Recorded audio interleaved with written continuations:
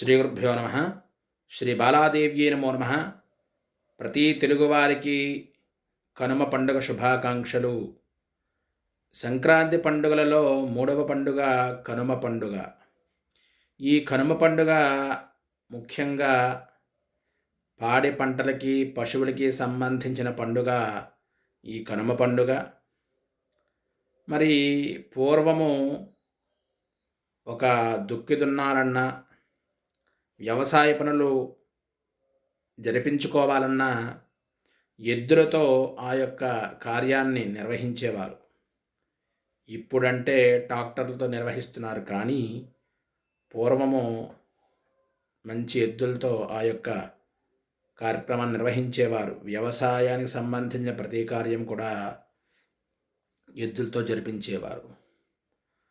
ఆ దుక్కు దున్నేటప్పుడు ఆ యొక్క ఎద్దులో డొక్కలోంచి ఉద్భవించిన నీరు ఏదైతే ఉందో అది పడి ఆ భూమి మీద పడి సస్యశ్యామలంగా తయారయ్యే భూమి అంతా కూడా మొక్కకి బలం చేకూర్చేటువంటి సందర్భంలో వ్యవసాయాభివృద్ధి కలుగుతుందని చెప్పి శాస్త్రంలో, ధర్మంలో పరిపూర్ణంగా చెప్పబడింది.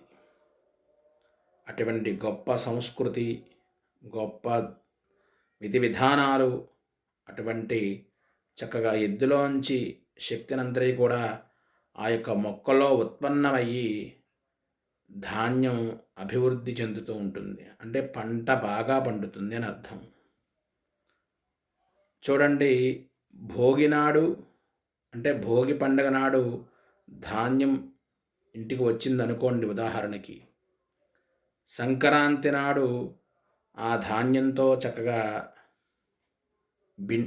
బియ్యం తయారు చేయించి, అంటే పచ్చి బియ్యం సేవిస్తే గనక కొంచెం ఆరోగ్యపరంగా ఇబ్బందులు కలుగుతాయని చెప్పి అందులో బెల్లం కలిపి పాయసంగా అంటే పరవన్నంగా తయారు చేసి చక్కగా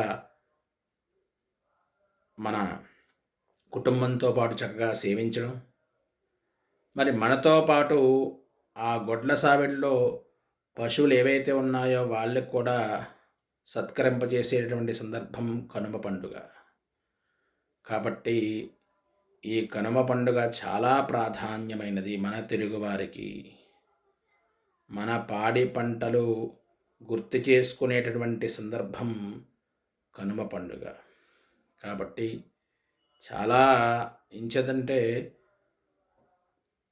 ఎద్దులనేవి మనల్ని ఎంత ప్రేమగా సేవిస్తూ ఉంటాయో మనం కూడా అంత ప్రేమగా సేవిస్తూ ఉండాలని చెప్పి పెద్దలు, శాస్త్రకారకులు చెప్పారు.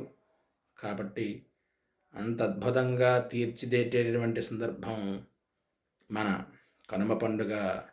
ప్రతి మానవాళి కూడా పాడి పంటలు సస్యశ్యామల చేకూరాలని చెప్పి మన పశువుల్ని మనం సత్కరించేటటువంటి సందర్భం కనుమ పండుగ రోజు ప్రతి మానవాళి కూడా జరుపుకోవాలని కోరుకుంటూ సర్వే జనా సుఖినో భవంతు.